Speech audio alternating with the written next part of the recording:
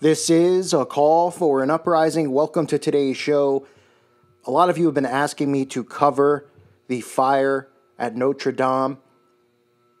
And I'm not covering this because it's clickbait. I'm not covering it because I'm going to sit here and say it's not real or it didn't happen. But I am going to show you how this connects, just like it seems, everything that happens in the news. Everything that happens in music, the movie industry. What a coincidence that there's some connection to the Baphomet, the goat with breasts and a penis that these Satanists worship. Because there is a connection to the Baphomet. There is a connection that would make one speculate and think that this was nothing more than a ritual as we approach 2 weeks exactly to the Beltane. Coincidental? You tell me. Now, I've seen a lot of people showing video. I saw Enter the Stars cover it. I've seen clips showing predictive programming as well, showing the church come down. And obviously, that's only something someone could speculate on, but very eerie how similar it is. And remember, when it comes to sigil magic, these scumbags show us these things in advance. We've seen it with September 11th. We've seen it with so many things in movies, showing us it before it happens. That enhances the craft of their magic, the black magic that they use in these rituals, not just to obtain power, but to put a spell on the masses. But before we speculate anymore, let me show you the connections to the Baphomet, okay? Because this all starts with the Knights Templar. I've covered the Knights Templar before, the history of the Knights Templar and how it goes back to Friday the 13th. Okay, the Knights Templar are another Masonic order. The Knights Templar, people believe that, the Knights Templar were worshiping Jesus. In fact, this is more Jesuit satanic crap. They were never worshiping Jesus. In fact, they were caught worshiping the Baphomet,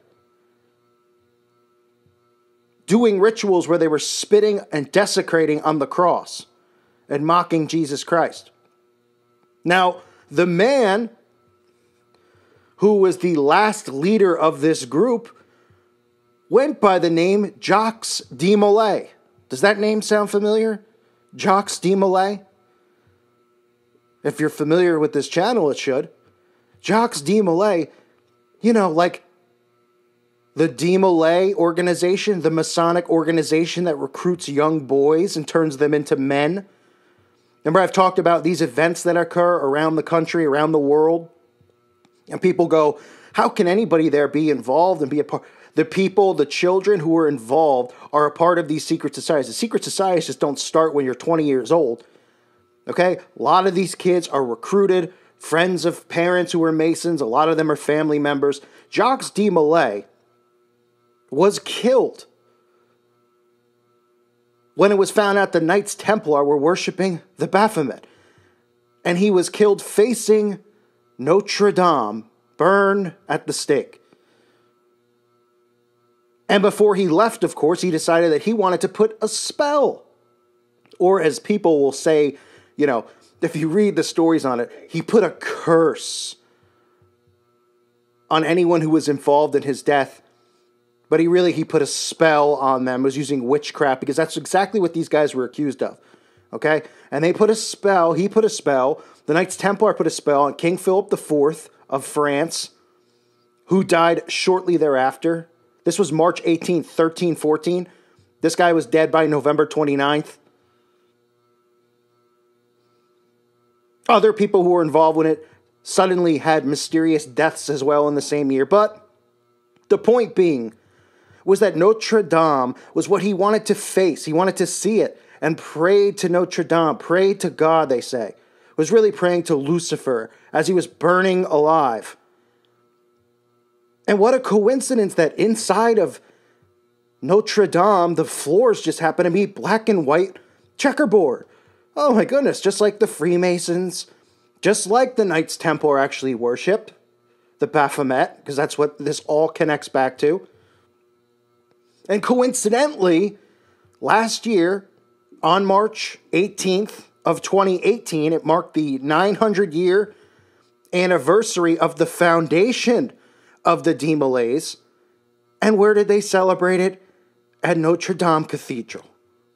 So all the de Molays, all the higher-ups who are a part of the Demolays, which people will say, well, the Demolays don't really matter. It matters. It's the same as being a high up ranking Freemason. All these organizations matter. Okay? Some would say, and argue, such as myself, that the Demolays and the Rainbow Girls and Job's daughters are more important than even the Masons themselves. You know why? Because this isn't where they make young men great, or they make young men or young boys into great men, or whatever their queer catchphrase is. This is where they pollute and poison the minds of the youth, male and female alike. That way, when they're 18 or they're old enough, then they go into Freemasonry. Then they go into the Eastern Star. This eventually leads to Baphomet worship, and the Masons can deny it all they want. What a funny coincidence that everything just always seems to be connected back to Baphomet worship. And people just sit there and they go, yeah, well, it's just a symbol, you know, the Satanic Church uses it as a symbol, or excuse me, Satanic Temple uses it as a symbol. They don't really worship any goat. They're not into that kind of stuff, right? Now, I know some people will look at this event, and sure, you could speculate and say, you know, what really happened, and all anyone could do is speculate, right? But I don't believe in coincidences. Now, obviously, I should, you know, the clip here, you'll see, right, with the predictive programming, I believe from iPet Goat or iPet Goat 2. I believe that's what it's from. If it's not, I apologize. Or how about Yiddish lightning? Because that strikes sometimes too, you know what I mean? But no, the one thing you're not going to hear them talking about on the news is anything to do with Jacques de Molay, with him being sacrificed pretty much at the feet of the cathedral 901 years ago now, right? The fact that it's connected again to Freemasonry, to secret societies, because they don't want you to know secret societies exist, because guess what? They're secret. And all the members of the news, and all the members of Congress, and all the members of media, or that is news, but all the members of corporate America, all of them have the same ties and the same connection. And they're not going to let the secret out. They're not going to let the cat out of the bag. But guess what? It's out. Oh, let's not even call it the cat out of the bag, because we shouldn't even insult cats. Let's call it the queef out of the bag, because it smells like a rotten egg. So there's your connection here with the Beltane lurking close by, which if you're not familiar, it's May 1st. The Beltane, a massive, massive day for all these scumbags for their fire ritual. Remember, the Beltane is the fire ritual, the fire festival. Okay? We have the spring solstice upon us in a few days, right? So we have the spring solstice, which begins, and then the Beltane, all right in the same window. And we get a fire at the place or the spot where Jacques de Molay, the leader, or the last known leader of the Knights Templar, but let's be realistic. The Knights Templar didn't fade away and die, just like the Illuminati didn't fade away and die. Just like Freemasonry, they pretend faded away and died. It just became a frat. Yeah. If you were born yesterday, it did. But guess what? A lot of us who were awake, we weren't born yesterday. So they'll lead you to believe that all these types of things are coincidences happening around these specific dates. Fire, big fire rituals, outside of a place that is so historic to them that they actually had to go there last year on the 900-year anniversary and mourn for Jacques de Molay. The Masons and the de Molays mourn for him. A guy who was accused of witchcraft, sorcery, and Baphomet worship. But the Masons will tell you there's no. Right? Oh, okay, but what about the fact that Jacques de Molay is the name of the order of Freemason children? Because that's really what it is. Freemasonry for kids. Oh, Jacques de Molay isn't associated? The Knights Templar aren't associated? Of course they're associated. Oh, but is this another one of those things where the argument's going to be? It was debunked because they came out and they said afterwards, the Church and the Vatican, right, all the corrupt Jesuits came out afterwards and they said, no, we wrongfully did it. It was wrong. We made it up for no reason whatsoever. We just decided we wanted to burn people at the stake. Huh? I don't think so. Funny how all these things always connect to Masonry, to Baphomet, to the occult. right? But the story all you hear about on the news is here are pictures of the inside of the church that's burnt. They won't talk about anything with masonry, the Masonic tile. What a coincidence, right? More black and white tiles is even trending at Notre Dame, trending all over. Now they'll tell you about the fire, who could have caused it. Let's mourn, let's rebuild, and that's that. Rituals are going on around us all the time, all the time. Unfortunately, people will come out and they'll go, "You can't prove anything."